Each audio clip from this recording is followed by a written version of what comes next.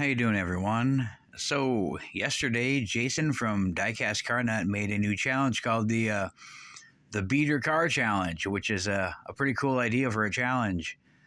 I don't know. I don't really have very many beater vehicles in my collection. Pretty much just a couple because I don't know. In the '80s, my brother and I used to always have fun little games like Destroy Our Toys or What Would This Rock or My Dad's Tools or putting vehicles underneath car tires, due to our diecast vehicles and how messed up would they be afterwards. And my parents pretty much told us, if you guys are going to destroy your vehicles, then we're just not going to buy you new toys anymore. And so early on, my brother and I pretty much learned how to respect my parents and our toys as a kid. So yeah, I have a couple, and I also made a video a while back ago of my surviving '90s vehicles I had when I was younger, and they're all pretty much mint condition looking, like almost out of the package with just a few little, you know, dings or nicks in the paint, and that's about it. But other than that, I was kind of wondering what I was going to do for this reply video because, yeah, one example I have here is this Mattel's fire truck first wheels I got when I was probably really young, and all the examples I saw on like a Google search pretty much looked exactly the same as mine does, with the little nicks in the paint around the corners and on the top where the lights would be at and the edges. But other than that, it's pretty normal looking wear for like a, I don't know, 40-year-old vehicle or so. Just crazy because it still rolls, it's noisy, the ladder still works, and it, turns like it's supposed to. But other than that, it's never gotten destroyed, and it's a brick. It's pretty heavy. It's a solid casting, and yeah. If I'm going to tell you how old I am, it says Mattel 1979, and I'm older than this vehicle. But yeah, it's a pretty chunky, heavy toy from back in the day that somehow survived our our bricks and vehicles and tires mess from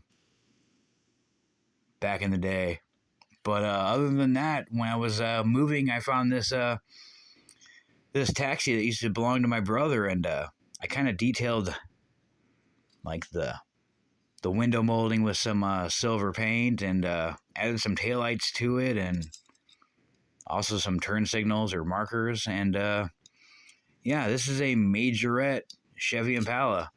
It even has the springy wheels and the working doors, but yeah, it's still in pretty good shape from like the '90s, and it has some little wear around the edges, some little flea bites you call them or whatnot, and a little bit about the doors close at on the undercarriage area there. But other than that, yeah, it's in still pretty good shape for being like probably 30 years old or more. And here's some other examples of my brother's car, the lovely Miata.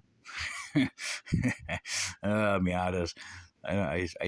I don't like Miatas, but yeah, this looks pretty '90s with the pink interior and the yellow body and the pink tempos on the side with the Miata MX-5 on the side there. But yeah, this was made in 1990.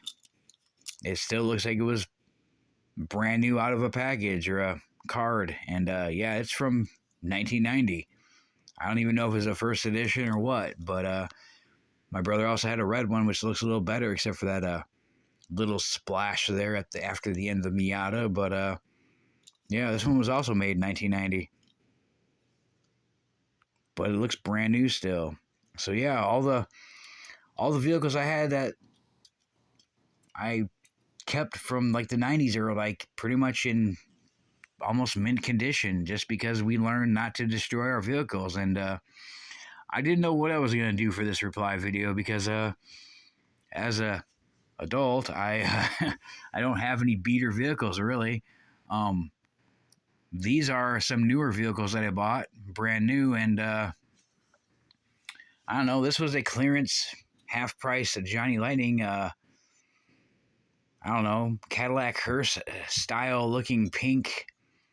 I don't know, looks like a demolition derby car, but yeah, it was in most of the package, and it's a Johnny Lightning. It's pretty cool. I think it's called the Holland Hearse, but yeah, I mean, it looks like it's a demolition derby car, but you know, it's only a couple years old, but it looks like a beater. And other than that, I have this '77 Pontiac Trans Am I bought brand new, like many of them. But I decided to, yeah, it was a spring 2021 car, and so I had this orange with green on it. You can see the green windows, but I pretty much kind of weathered the bird and all the tempos off of it, and then I took it apart and I kind of put some tape around it and I spray painted it to look like it's a barn find kind of vehicle. I even did a wheel swap with some M2 wheels on it, but yeah, I kind of made it look like a barn find kind of project vehicle. I even took and cut one of the T-tops out and stuffed it in the back seat like it's you know, broken or something. But yeah, this was brand new and I made it look like it's a beater garage find kind of vehicle. And this was a brand new M2 Mustang I bought that I turned into kind of a junkyard car because I'm not really a fan of Mustangs and I'm a GM, you know, Pontiac Chevrolet kind of guy. But yeah, I purposely broke this M2 I bought to make it look like a beater. And, you know, kind of painted my own little wear and primer and abuse onto it. But other than that, these are some M2s that I got. And this bottom one is a 1970 Chevelle Malibu. Pretty much was a Chevelle or a Malibu model back in the day before they decided to completely drop Chevelle off of the vehicles available. But that came with a Chevy truck hauler with a trailer. And that was pretty much made from M2 as a beater looking kind of project car. So yeah, I bought it like that. But this top one was a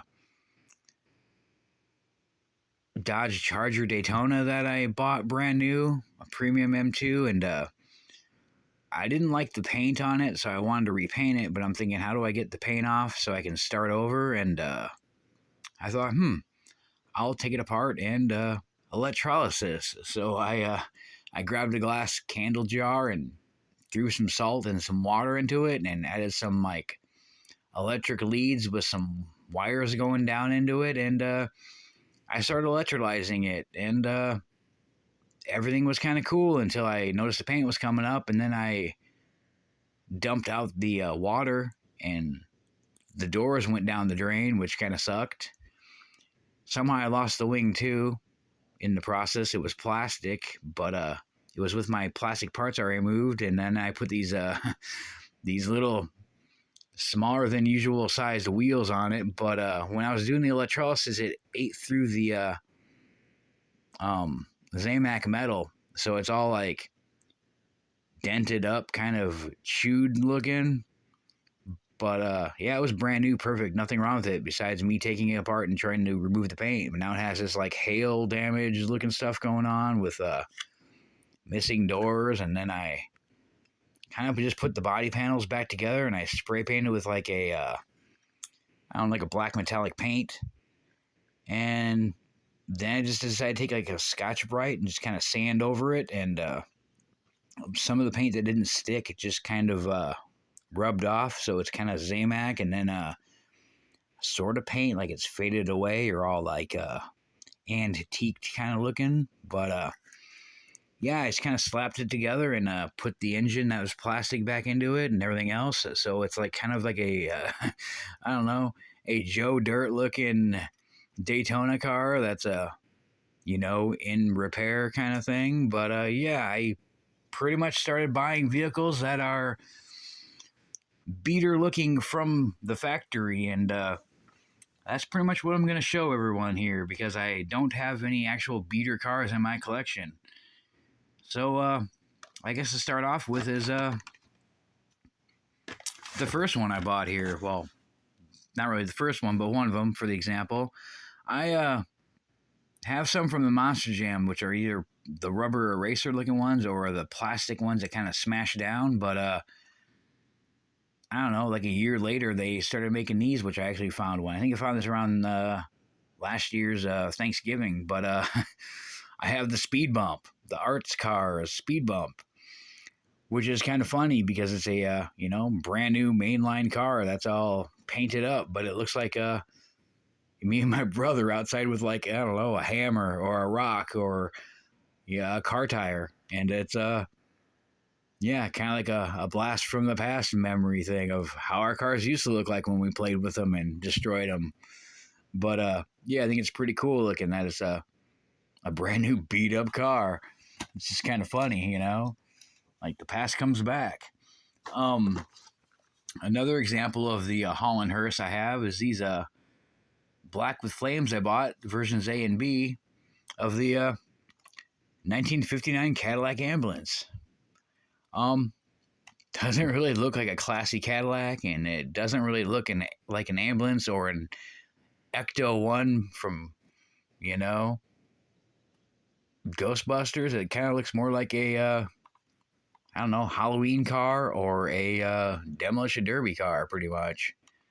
It doesn't really look much like a Cadillac. It looks kind of like a beater. But yeah, now my adult self is buying beater-looking vehicles. Here's another set of A and B I got. It's the Johnny Lightning Project in Progress, and it's a 1975 Volkswagen Super Beetle convertible, versions A and B, all lovely in the process of being restored with the primer trunk in the front and doors on the side, with the kind of rust-colored looking wheels and bumpers and undercarriage, and I even like the rust kind of on the body panels everywhere they painted on there, and you can kind of see it more in this lovely bright Berber yellow primer highlighter color. I like the blue one better, but yeah, it's pretty cool that now as an adult I'm buying vehicles that look like they're beaters, which is kind of funny. But I don't know, getting older, I guess. And for another example from Johnny Lightning, I don't know. I want a truck, but I want a car. Well, I got this off-road Street Freaks version of the 1969 Plymouth Roadrunner with the dirty old bird on the side. Yeah, got the big old four-wheel drive mud tires on a Plymouth Roadrunner. It's got the mud undercarriage and the mud in the side and dirty old bird.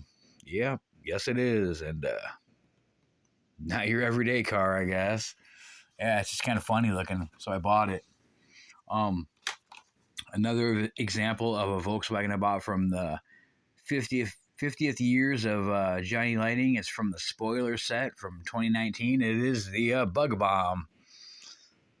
Yeah, Red Dragon Metal Flake. Yeah, I don't know. It's pretty cool looking. I bought it because it's cute. I actually had two of them and I opened one, but the motors kind of fell out. But yeah, I don't know what's going on here. It looks like a beater and it looks pretty unsafe. There's no, it's got kind of shaved off looking fenders in the front and the rear. It's got some different looking, like rally looking tires on it. No trunk lid, no engine cover, big old engine sticking out of the back. And then it's got an engine in the front where the trunk should be at. There's no pillar between the door frame and the roof, and one seat. Yeah, I don't know if it's going to go racing or off-roading or dune buggying. I don't know, or a wreck. I don't know what it's doing. It's different, that's for sure. But probably going to be a wreck. I don't know. So, if you're probably old like me, you probably know what Rubbing Is Racing is from.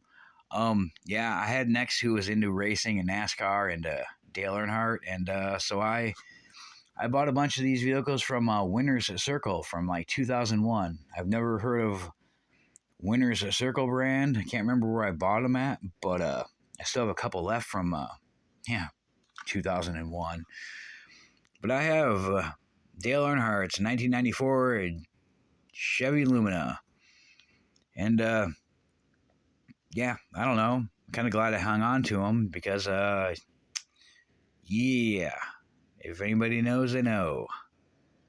I mean, I think the most exciting part was with NASCAR is things flying off or cars spinning out, or they don't really look pretty when they sometimes don't finish the race, and sometimes it's kind of worse, like in the Dale Earnhardt situation. But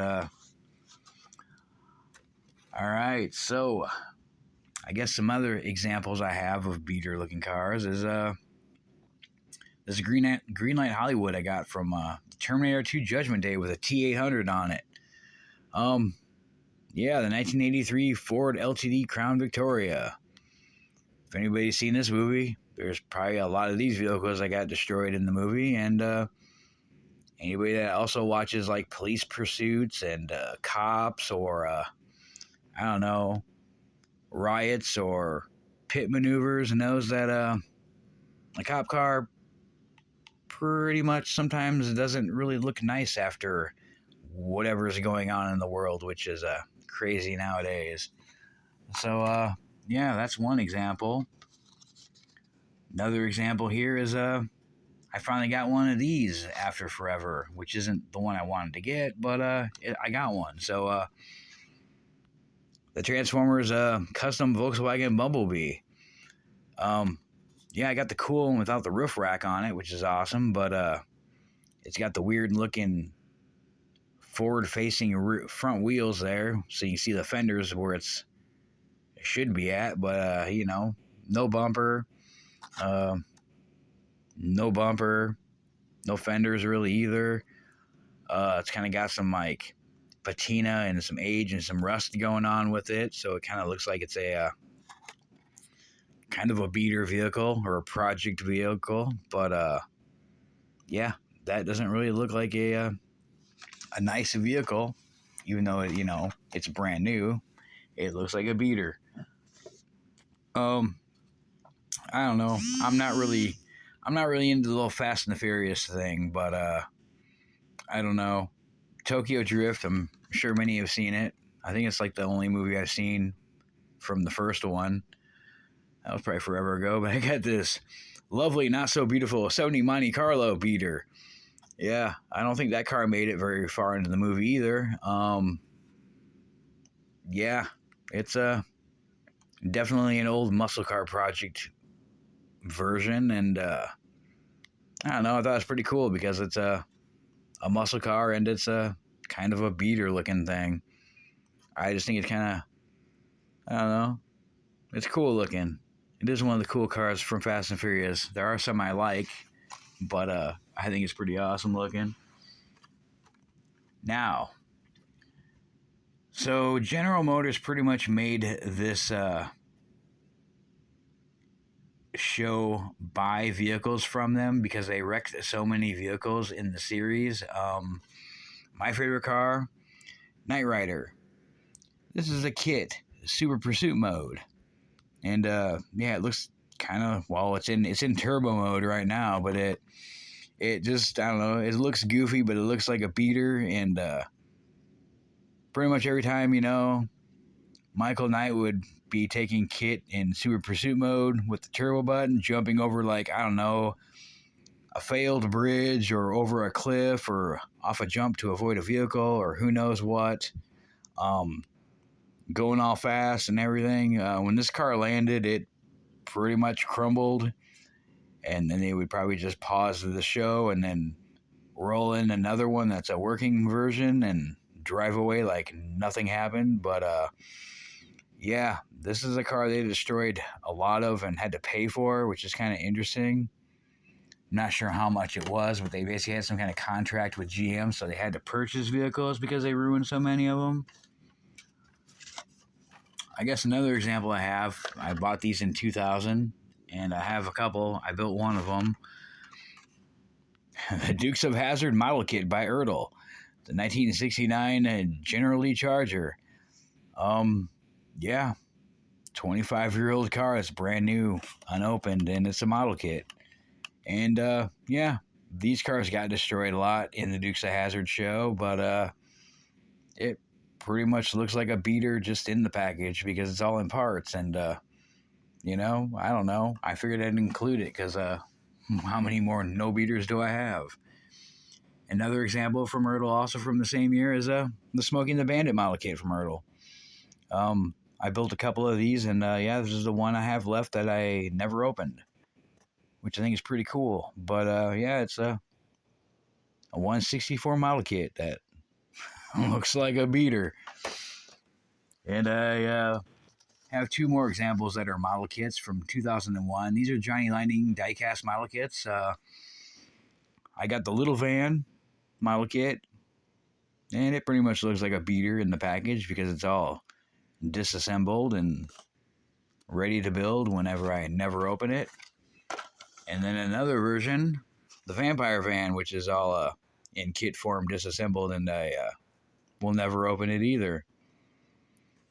And for the last one here, what not best to remove or repair your busted up looking project car, or take your car to the shop, then having a international Durastar 4400 flatbed transporter truck.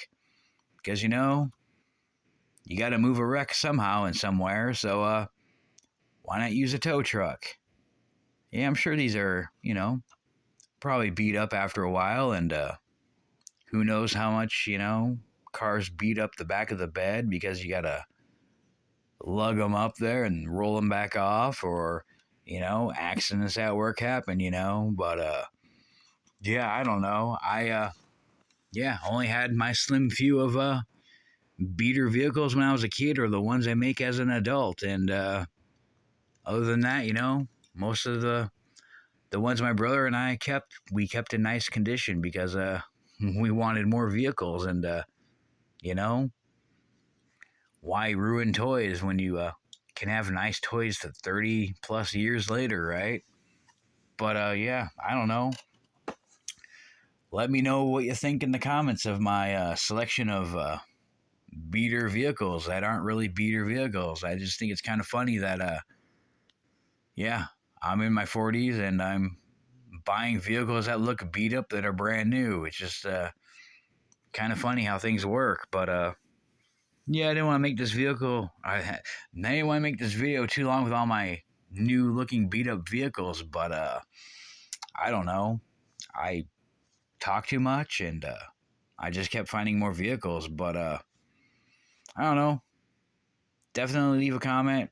Let me know what you think of my reply challenge to Jason and Diecast Car Nut. And yeah, like, share, subscribe, whatever. And thanks for watching.